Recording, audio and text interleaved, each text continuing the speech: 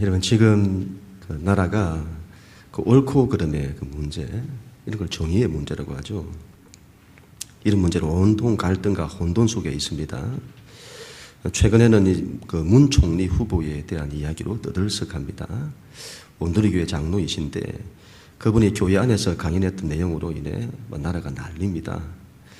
우리나라의 일본 식민 지배와 남북 분단은 하나님의 뜻이었다는 말이 그 문제가 된 것입니다. 그를 두고 친일파니 반민족주의자니 하는 말들이 돌았습니다. 대부분의 언론과 매체들이 들고 일어났고 정치권과 대중들이 들고 일어났습니다. 어떻게 그런 사람이 총리 후보가 될 수 있느냐는 겁니다. 반대 입장도 크게 일어나는 분위기입니다. 마녀 사냥이라고 합니다. 실제 강연 풀 동영상을 보면 전혀 그런 뜻이 아닌데 KBS가 악마적인 편집을 했다는 겁니다. 전후 맥락을 다 무시하고 오해가 될 만한 부분만을 가지고 매도했다는 겁니다. 그 사람이 어떤 사람인지는 청문회에서 밝히면 되는 것인데 세상이 진실에 관심이 없고 무조건 낙마시키려고 한다는 겁니다. 뭐가 맞는 것일까요? 당사자의 입장에서 보면 어떨까요? 만일 본인이 친일파와 반민족주의의 성향을 가지고 있다면 억울한 게 없을 겁니다. 그런데 본인이 전혀 그런 사람이 아닌데 이론이 자신을 매도하고 반대 이론이 만들어지고 온 대중이 자신을 그런 사람으로 여긴다면 이건 한 사람을 죽이는 일인데 당사자는 얼마나 억울할까요? 여러분, 이 세상에는 정의가 서야 합니다. 옳고 그름의 문제에서 진실이 나타나야 합니다. 그래야만 억울하게 피해를 보는 일이 없고 억울하게 피해를 보는 사람이 없을 겁니다. 그런데 지금 세상을 보십시오. 온통 갈등과 혼돈입니다. 세상은 온통 싸움터입니다.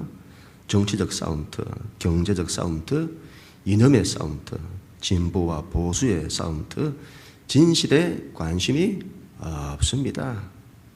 자기 논리에만 관심이 있습니다. 세상에 정의는 서지 않고 있습니다. 온통 혼돈입니다. 지난번 신촌에서 동성애 페스티벌이 있었습니다. 많은 젊은이들이 모였다고 합니다. 동성애에 반대하는 교인들이 그곳에 모여서는 기도를 했다고 합니다. 그런데 그곳을 지나가는 젊은 동성애자 남자 두 사람이 있었는데 이런 말을 하더랍니다. 교인들 들으라고. 미친 것들. 여러분, 누가 옳은 것일까요? 요즘 시대에는 가치가 뭔지에 대한 생각이 없는 듯합니다. 소수자들의 인권을 위한다고 하면 뭐든지 옳다고 여겨지는 세상. 자유니 인권이니 하는 보편 가치를 내세우면 뭐든지 옳은 것처럼 여깁니다. 인간의 자유와 인권에 도전하면 어떤 사람일지라도 용납 안 합니다. 대통령일지라도 그 자리에서 내려와야 합니다. 대중이 힘을 행사하고 대중의 생각은 옳은 것처럼 여겨지는 세상입니다. 대중의 요구에 따르지 않으면 다 죽이는 세상입니다. 지금의 정치인들과 연예인들과 스포츠인들은 입조심을 해야 합니다. 대중의 요구에 반대가 되면 한 방에 훅 가는 세상입니다. 여러분, 이런 세상이 옳은 세상일까요? 그런 세상 속에서 얼마나 많은 진실이 왜곡되고 얼마나 많은 억울한 일들이 일어나며 얼마나 많은 억울한 사람들이 생겨날까요? 세월호 참사를 보십시오. 그 엄청난 일을 일으키고 그렇게 많은 생명을 죽여놓고도 자신들은 죄가 없다고 합니다. 전부 자신들의 책임을 회피합니다. 법정에서 선장과 승무원들은 모두 자신들에게는 책임이 없다고 합니다. 학생들의 죽음에 대해서 선박회사 책임이고 정부 책임이라고 합니다. 부모들의 통곡 소리를 들어보십시오. 너무도 억울해서 그 한스러움에 가슴을 쥐어뜯습니다. 여러분, 세상은 벌써 그들을 이제 잊고 있습니다. 지금 세상은 월드컵으로 열광하고 있습니다. 참 인간이란. 누가 그들의 억울함을 풀어줄 수 있을까요? 누가 그들의 아픔과 눈물을 닦아줄 수 있을까요? 역사 가운데 있었던 그 수많은 전쟁들, 1차 대전, 2차 대전, 유대인의 600만 명 학살, 일본의 식민지배, 위안부 문제, 지금도 세계 곳곳에서 온갖 테러와 전쟁으로 수많은 목숨이 죽어가는 현실, 그들의 눈물과 아픔을 어떻게 해야 할까요? 하나님의 심판은 반드시 있어야 합니다. 하나님의 정의는 반드시 서야 합니다. 이러한 정의의 심판이 없다면 세상은 얼마나 불의하고 불공평한지 모릅니다.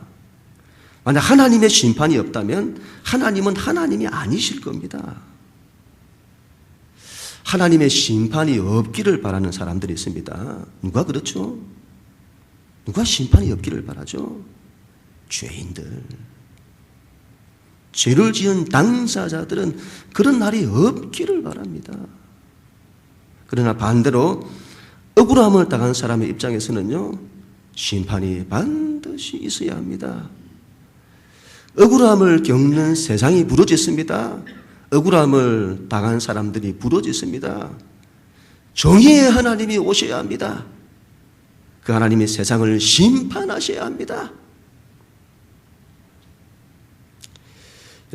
세상의 정의, 사람의 정의에는 답이 없습니다. 사람은 진실을 밝힐 수 없습니다. 사람은 우리의 억울함을 드러낼 능력이 없습니다. 사람의 정의에는 답이 없습니다. 하나님의 정의가 와야 합니다. 하나님의 심판이 있어야 합니다. 세상이 요청하고 시대가 요청합니다. 여러분, 시대가 어렵습니다. 시대가 점점 더 악해지고 있습니다. 시대가 아우성치고 있습니다. 정의로운 심판이 와야 한다고.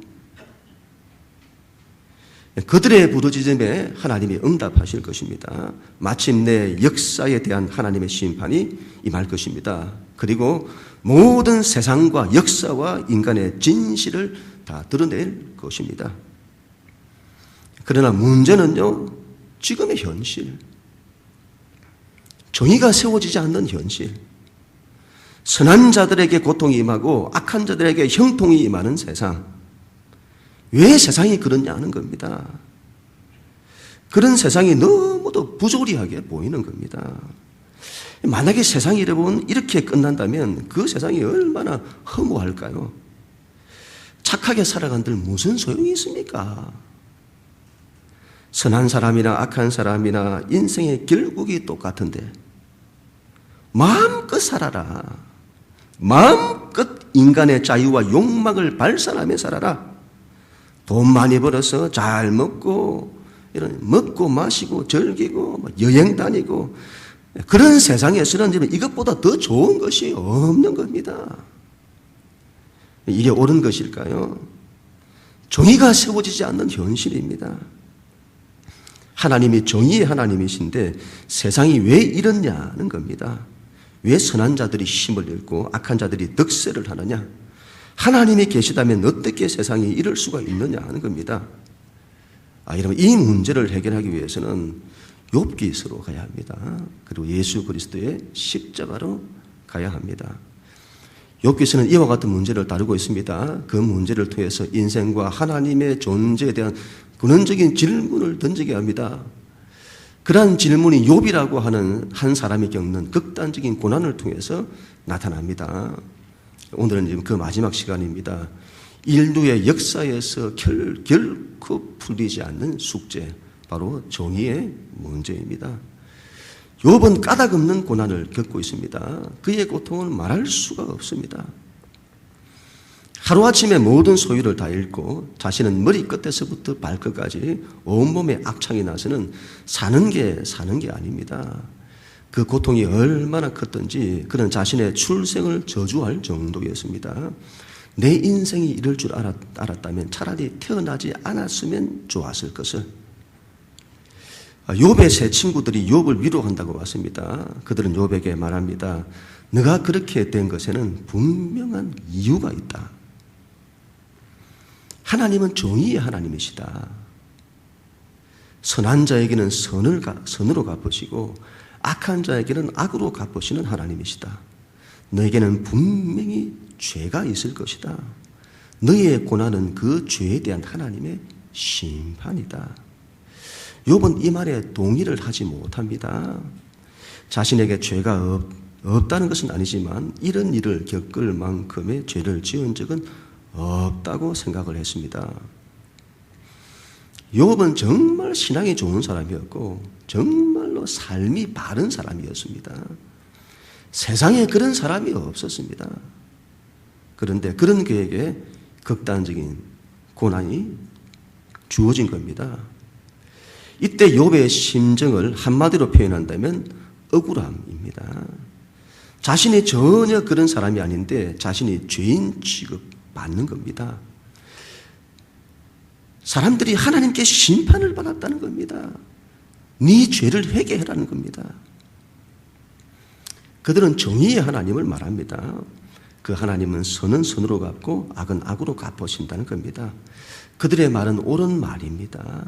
욥은 그 하나님에 대해서 동의를 합니다. 그런데 자기에게는 해당이 안 되는 겁니다. 하나님이 정의의 하나님이신데 자기에게 왜 이러한 고통이 주어지느냐는 겁니다.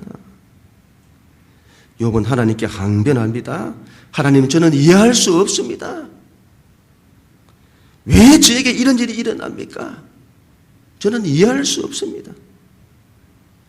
왜 세상에 이런 일이 일어납니까? 저는 이해할 수 없습니다. 나중에 엘리후라는 사람이 등장을 합니다. 그 사람은 앞에 욥의 세 친구와는 다른 입장을 말합니다. 욥이 고난을 겪는 것은 하나님께서 욥을 깊은 웅덩이와 수렁에 빠지지 않도록 파멸로부터 돌이키시기 위해서 고난을 주셨다는 겁니다. 그리고 욥을 훈련시키기 위해서 그렇게 하셨다는 겁니다. 이 사람의 말은 욥의 세 친구의 말보다 더 설득력이 있지만 그것도 욥에게는 해당이 되지 않습니다. 욥기서 처음에 못을 박았죠. 욥이 겪는 고난은 까닭이 없습니다. 욥은 그 어디에도 동의하지 못합니다. 그래서 욥은 하나님을 붙듭니다. 그리고 하나님께 자신의 억울함을 호소합니다. 왜 자신이 이런 고난을 겪어야 하는지, 그리고 자신의 이 억울함을 풀어줄 대속자를 바랍니다. 욥기 19장 23절부터 26절. 나의 말이 곧 기록되었으면 책에 씌어졌으면 철필과 나무로 영원히 돌에 새겨졌으면 좋겠노라. 내가 알기에는 나의 대속자가 살아계시니 마침내 그가 땅 위에 서실 것이라. 내가 가죽이 벗김을 당한 뒤에도 내가 육체 밖에서 하나님을 보리라. 여러분, 이런 욥의 그 마음이 이해가 갑니다. 얼마나 그 억울함이 컸을까요? 자기의 억울함이 묻혀버리지 않고 영원히 돌에 새겨져서는 기록되어 뒤에 가서라도 이 문제가 해결되었으면, 이 억울함이 풀렸으면 그는 자신의 진실이 드러나기를 원합니다. 그리고 그 진실을 밝혀주실 분이 오기를 원합니다. 욥은 세상에 있는 억울한 사람들을 대표합니다. 욥의 부르짖음은 그들의 부르짖음과 같습니다. 나의 이 억울함을 풀어주셔야 합니다. 하나님의 정의가 반드시 서야 합니다. 하나님의 심판이 반드시 와야 합니다. 그래서 옳고 그름을 밝혀주셔야 합니다. 그러면서도 욥은 자신이 겪는 고통 속에서 낙심하고 좌절하는 겁니다. 자신의 억울함이 나중에 가서라도 풀리기를 원하면서도 그는 현재 겪는 고통 속에서 하나님께 항변하는 거죠. 하나님, 저는 그런 하나님을 이해할 수 없습니다. 하나님이 계시다면 왜 세상에서 정의가 실현되지 않습니까? 그리고 세상 어디에서도 이 문제를 풀 수 있는 길이 없습니다. 그래서 하나님께 호소합니다. 하나님의 답변을 요구합니다. 그리고 오늘 드디어 하나님께서 욥에게 나타나십니다. 1절. 그때 여호와께서 폭풍 가운데서 욥에게 말씀하여 이르시되. 하나님께서 욥을 만나시는데 폭풍 가운데서 만나십니다. 왜 그렇게 하실까요? 왜 하나님께서 이렇게 만나주시죠? 폭풍 가운데서. 큰 의미가 있습니다. 구약의 하나님께서 호렙산에서 모세를 만나십니다. 그런데 불타는 가시나무 뜰기 가운데서 모세를 만나십니다. 왜 가시나무 뜰기죠? 뜰기나무는 그때의 모세를 상징합니다. 광야 40년을 통해서 모든 것을 다 잃은 모세. 자기에게 남은 것이라고는 아무것도 없는 모세. 앙상한 가지만 남은, 자신의 인생에서 남은 힘도 없고 열정도 없는 모세. 마치 여러분 애굽에서 종살이하는 이스라엘 백성을 상징합니다. 수백 년의 세월 동안 노예살이를 하면서 모든 것을 잃은 이스라엘.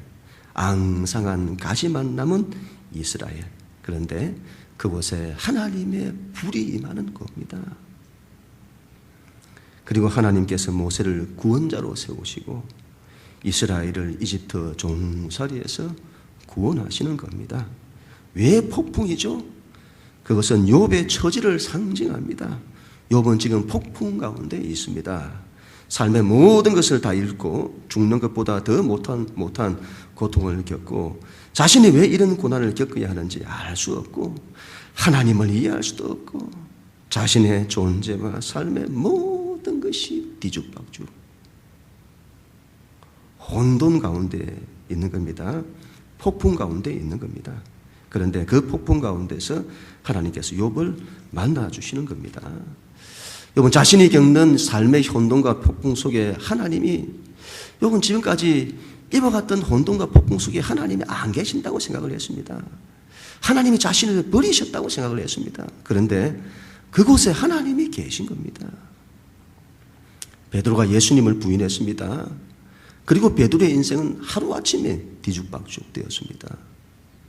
3년 동안 주님 따라다니면서 가졌던 인생에 대한 꿈과 비전, 예수님이 주신 그 엄청난 사명, 그 모든 것을 다 잃었습니다. 그의 삶은 혼돈 속에 빠진 겁니다. 아마 다시는 예수님께서 자신을 찾지 않을 겁니다. 어떻게 배신자를 찾습니까? 그런데 예수님이 자신을 찾아오신 겁니다. 그런 자신에게 요한의 아들 시몬아 너가 나를 사랑하느냐고 물으시는 겁니다. 삶의 폭풍 속에서도 변함없이 우리를 사랑하시는 하나님. 우리는 삶의 고난 속에 있을 때에 하나님이 없는 것처럼 생각합니다. 하나님께서 나를 버리셨거나 나로부터 멀리 계신 것처럼 생각을 합니다. 그런데 그곳에 하나님이 계신 겁니다. 폭풍 속에서도 나와 함께 하시는 하나님. 그 하나님은 나를 사랑하시는 하나님이시더라. 그리고 하나님께서 욥에게 이렇게 말씀하십니다. 4절 5절 내가 땅에 기초를 놓을 때에 네가 어디 있었느냐? 네가 깨달아 알았거든 말할지니라. 누가 그것의 도량법을 정하였는지 누가 그 줄을 그것의 위에 띄웠는지 네가 아느냐? 하나님의 이러한 말씀은 이후에 38장부터 해서 41장까지 계속됩니다. 이 부분이 상당히 어렵습니다. 하나님의 창조 세계의 오묘함을 말합니다. 질서와 혼돈, 낮과 밤, 빛과 어둠, 자유와 한계, 삶과 죽음 등 이 모든 것이 하나님의 주권과 통치 아래에 있다. 하나님의 주권과 통치가 인간의 이해를 넘어서는 광대한 차원의 것이다. 먼저 자연계를 말합니다. 내가 세계의 기원을 아느냐?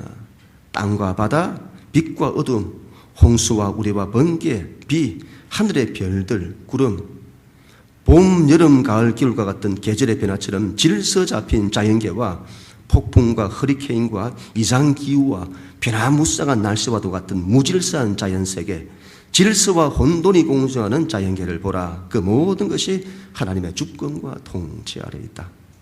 두 번째는 생물계를 보라. 사람에 의해서 길들여지고 통제되는 짐승과, 이런 동물계를 보라는 거죠. 사람에 의해서 길들여지고 통제되는 짐승들과 사람들에 의해서 통제되지 않는 짐승들, 그 모든 것이 하나님의 주권과 통치 아래에 있다.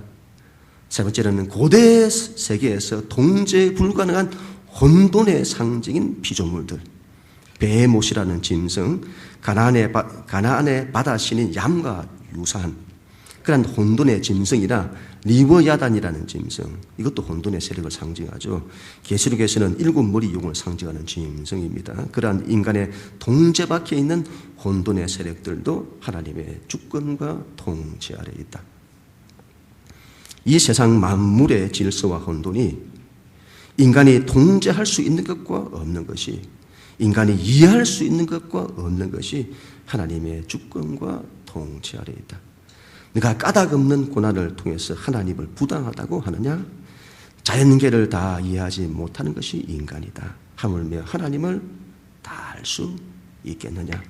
그러나 분명한 것은 자연계의 질서도 있고 혼돈도 있으나 그 모든 것이 하나님의 주권과 통치 아래에 있다. 그와 같이 이 세상의 모든 선과 악도 하나님의 주권과 통치 아래에 있느니라. 욥기서의 결론은 이렇게 납니다. 그런데 문제는 욥기서의 이 결론이 욥이 그토록 궁금해했던 것에 대한 답이 아니라는 겁니다. 욥은 왜 세상이 이렇습니까? 하나님의 정의가 어디에 있습니까? 하나님이 정의의 하나님인데 왜 세상에는 선이 힘을 잃고 악이 득세합니까? 그런데 하나님의 답변은 네가 하나님의 뜻을 다 알 수 없다. 그러나 분명한 것은 이 세상의 모든 질서와 혼돈이 하나님의 주권과 통치 아래 있다. 그와 같이 이 세상의 모든 선과 악도 하나님의 주권과 통치 아래 있느니라. 욥기서는 거기까지 말씀하는 겁니다. 어쩌면 그것은 당연합니다. 이 문제에 대한 답은 하나님의 온전한 계시가 올 때까지는 풀리지 않습니다. 바로 예수 그리스도의 십자가, 우리 하나님의 온전한 계시, 그때가 올 때까지 이 세상은 이 문제를 풀 수 없습니다. 이 문제는 세상에서는 풀리지 않는 숙제입니다. 이 문제를 풀 수가 없어서 세상이 내린 결론은 이런 세상이 부조리하다는 겁니다. 인간은 소외되었다는 거죠. 이게 무슨 말인지를 좀 알아야 되는데요. 실존주의자들이 내린 결론이죠. 그래서 사람이 그러한 세상에서 선하게 살아간들 무슨 소용이 있고 일평생을 수고한들 무슨 소용이 있느냐는 겁니다. 인생은 그 자체가 부조리한데, 허무하고 인간은 소외당했는데, 그럼에도 불구하고 인간은 세상에 답이 없고 인간에게 답이 없다는 것을 인정하려고 하지 않습니다. 끝까지 자기에게 답이 있다고 고집을 부리죠. 그래서 나온 것이 니체의 초인 사상 같은 겁니다. 초인을 주장하는 겁니다. 그런 약한 소리 하지 마라. 인생이 그럼에도 불구하고 그러한 인생을 이겨내야 한다. 초인. 또 다른 입장은 그냥 자연의 순리에 순응하는 겁니다. 세상이 그러면 그런 대로 사는 겁니다. 사랑도 부질없고 미움도 부질없고 산처럼 사는 것이고 강처럼 흘러가는 거야. 그렇게 사는 거야. 자연주의로 돌아가는 겁니다. 이러한 세상의 주장은 현실에 대한 답을 찾아서 그런 것이 아닙니다. 다른 대안이 없기에 그런 겁니다. 세상에 답이 없으면 답이 없다고 인정을 해야 합니다. 그런데 인간은 그것을 그토록 싫어합니다. 그리고 정의에 대해서 풀리지 아니하니까 무관심하며 살려고 합니다. 만약 세상이 정의에 무관심하면요, 이 세상에서 억울한 일을 당한 사람들이 일어날 겁니다. 역사 속에서 억울하게 죽어간 그 수많은 사람들이 외칠 겁니다. 억울하게 사람들로부터 오해를 받고 미움을 받은 사람들, 억울하게 세상의 심판을 받은 사람들, 가슴을 쥐어 뜯었던 사람들, 그들이 이런 피켓을 들고 시위를 할 겁니다. 그래서는 안 됩니다. 정의를 무시해서는 안 됩니다. 정의가 서야 합니다. 정의가 서서 거짓을 드러내고 그 죄를 드러내고 그들의 교만을 드러내고 심판을 받도록 해야 합니다. 그렇지 않으면 저희는 억울해서 눈을 감을 수 없습니다. 정의는 있어야 합니다. 그런데 이 정의의 문제가 풀리지를 않습니다. 정의가 있어야 하는데 풀리지 않나. 신앙에 있어서도 이전에는 이 문제가 풀리지 않았습니다. 하나님의 정의가 의심되었습니다. 하나님의 정의가 서지 않는 세상을 보면서 하나님의 존재가 의심되었습니다. 하나님이 계시다면 어떻게 세상에 악이 득세하느냐. 이 문제는 예수 그리스도의 오심을 통해서만 해결됩니다. 까닭 없이 고난을 당하는 욥의 모습은 나중에 예수 그리스도를 통해서 나타납니다. 아마 이 세상에서 가장 억울한 하실 분은 우리 예수님이실 겁니다. 예수님께 무슨 죄가 있습니까? 무슨 허물이 있습니까? 대체 예수님께 무슨 죄가 있기에 사람들이 예수님을 그렇게 미워합니까? 당시 이스라엘의 정치 세력과 종교 세력 그리고 대중들이 들고 일어나서는 예수님을 십자가에 못 박아 죽였습니다. 하나님이 정의의 하나님이시라면 그런 일은 일어나면 안 되죠. 사람들은 예수님께서 하나님으로부터 심판을 받았다고 했습니다. 제가 하나님으로부터 저주를 받았구만. 이런 우리 같으면요 억울해서 가슴을 쥐어 뜯을 겁니다. 예수님의 십자가는 하나님의 정의가 가장 크게 부정되는 자리입니다. 그런데 예수님께서는 욥처럼 하나님께 항변하지 않으셨습니다. 하나님, 저는 이해할 수 없습니다. 어떻게 이럴 수가 있습니까? 그렇게 항변하지 않습니다. 왜 그렇죠? 왜 예수님 그렇게 안 하시죠? 답을 아셨기 때문이죠. 답을. 이 세상에서 하나님의 정의가 세워지지 않는 것처럼 보이는 것은 하나님의 사랑 때문입니다. 세상은 정의를 요구합니다. 그런데 하나님 입장에서 보면 이 세상이 얼마나 죄 가운데 있는지요. 하나님의 정의로 하면 다 심판받을 자인 겁니다. 인간은 하나님을 떠나서 죄와 절망의 자리에 있습니다. 죄의 결과는 죽음입니다. 만약 하나님의 정의가 바로바로 작동이 되었다면 이 세상에서 하나님의 심판과 죽음을 면할 자들이 없었을 겁니다. 노아의 때처럼. 그런데 하나님께서 우리를 사랑하신 겁니다. 그리고 죄인인 우리를 살리시겠다는 겁니다. 그 하나님의 사랑이 하나님의 정의를 붙드는 겁니다. 저들을 살려야겠다. 정의의 심판은 마지막에 가서 해도 되지 않느냐. 우리를 죄와 절망으로부터 살리시고자 하는 하나님의 사랑이 하나님의 정의를 붙드는 겁니다. 그리고 예수 그리스도의 십자가를 이루시는 겁니다. 요한복음 3장 16절, 하나님이 세상을 이처럼 사랑하사 독생자를 주셨으니 이는 저를 믿는 자마다 멸망하지 않고 영생을 얻게 하려 하십니다. 아들은 이것을 아는 겁니다. 하나님 아버지께서 세상을 얼마나 사랑하셨는지를, 죄인인 우리를 얼마나 구원하시기를 원하셨는지를, 그리고 그 길이 죄 없는 자가 인간의 죄를 대신 짊어지는 십자가밖에 없다는 것을, 예수님께서는 그 아버지의 사랑을 아셨던 것입니다. 그래서 당신 자신에게 주어지는 이 까닭 없는 고난, 십자가의 죽음을 거절하지 않으시고 다 받으시는 것입니다. 그래서 십자가는 세상에서 정의가 가장 크게 무너지는 자리이지만 예수님은 그 자리가 하나님께서 세상을 가장 사랑하신 자리임을 아셨던 것입니다. 그리고 하나님의 존재가 가장 크게 부정되는 자리이지만 그 자리가 하나님의 존재가 가장 크게 계시되는 자리임을 아신 겁니다. 하나님 아버지의 마음을 가장 잘 아셨던 아들은 그 아버지에 대해서 한 번도 항변하지 않으시고 그 길을 순종하시면서 가십니다. 그리고 아들은 세상에 말합니다.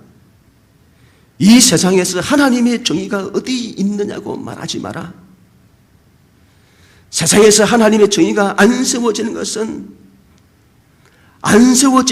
보이는 것은 너희를 살리고자 하는 하나님의 사랑 때문이다. 요한복음 3장 17절, 하나님이 그 아들을 세상에 보내신 것은 세상을 심판하려 하심이 아니라 그로 말미암아 세상이 구원을 받게 하려 하심이라. 하나님께서 너희를 살리시고자 심판을 붙들고 계시다. 심판을 유보하고 계시다. 여러분 요한계시록에 보면 하나님께서 역사의 마지막을 심판하실 때에 천사들로 하여금 심판의 바람을 사방에서 붙들고 계시는 모습이 있습니다. 언제까지 붙들고 있죠? 구원받을 자가 다 찰 때까지 심판을 붙들고 있습니다.